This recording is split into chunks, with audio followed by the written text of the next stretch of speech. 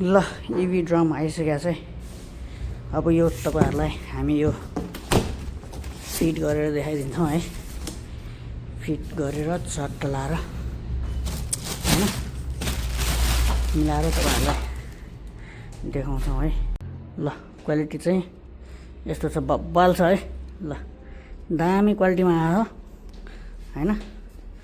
ल अब यो फिटिङ हुने काम हुन्छ हाम्रो। फिटिङ गरेर सेट गरेर देखाइदिन्छ है फेरि।